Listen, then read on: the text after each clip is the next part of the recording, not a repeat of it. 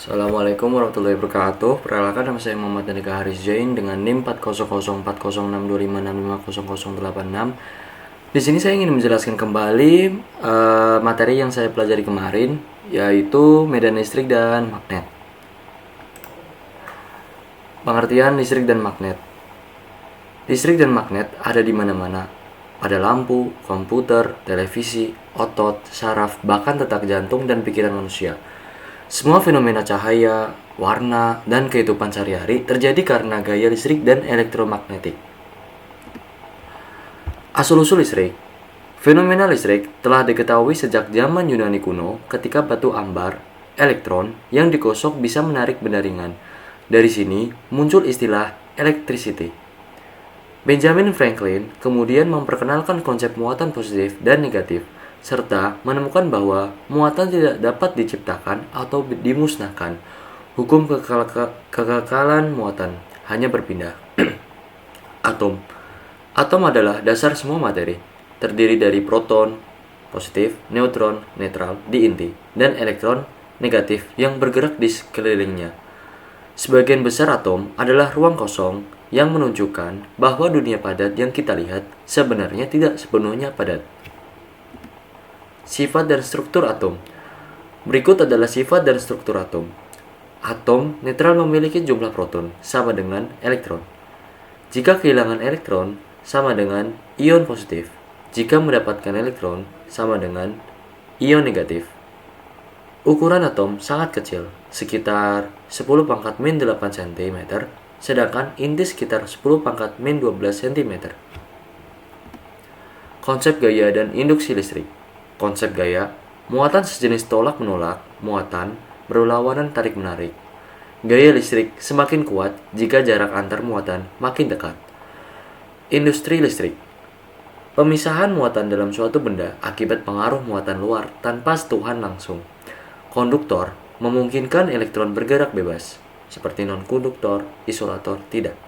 Ketika benda netral didekati benda bermuatan, terjadi induksi atau polarisasi muatan di dalamnya.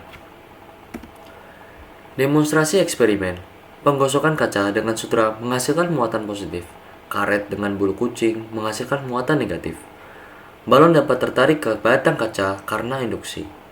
Gesekan, friction, menyebabkan muatan listrik. Contoh, pakaian nilon yang berbunyi saat dilepas atau kejutan listrik saat menyentuh logam. Hukum Coulomb. Gaya listrik antara dua muatan. Gaya ini bisa tarik-menarik atau tolak-menolak, tergantung tanda muatannya. Di sini saya menjelaskan dan memberitahu rumus-rumus dari hukum Coulomb. Prinsip superposisi. Gaya total pada suatu muatan adalah jumlah vektor dari semua gaya listrik yang bekerja padanya.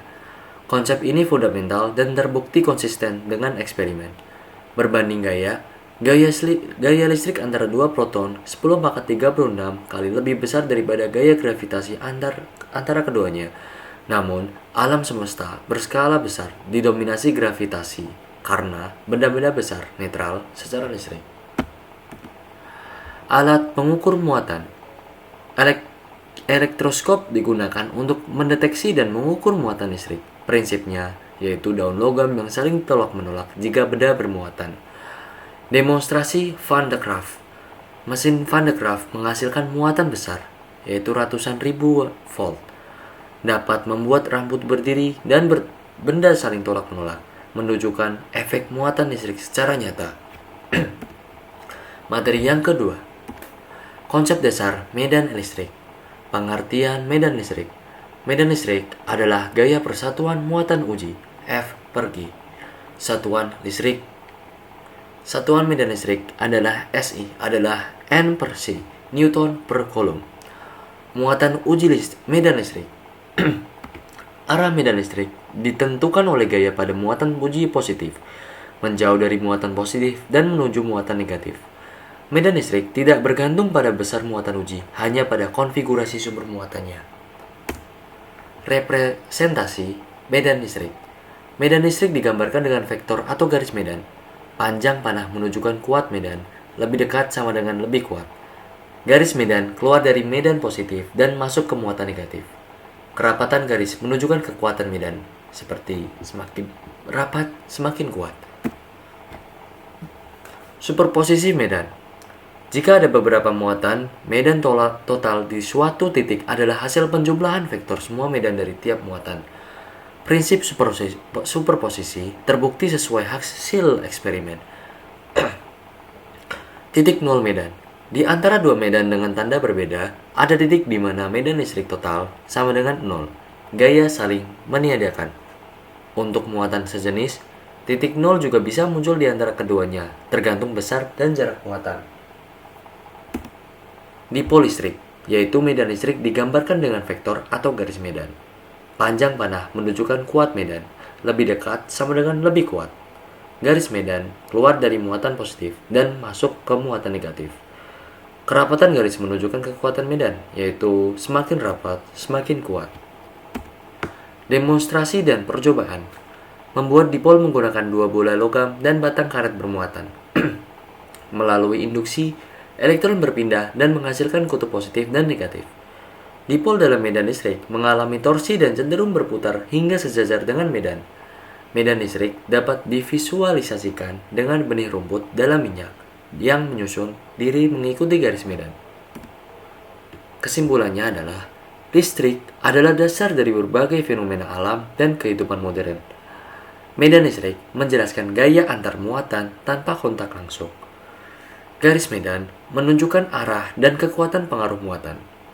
Dipol dan polarisasi menjelaskan interaksi antar bahan dalam medan listrik. Demonstrasi fisika membantu memahami konsep secara visual dan nyata. Fisika adalah perpaduan antara teori, eksperimen, dan keindahan alam semesta.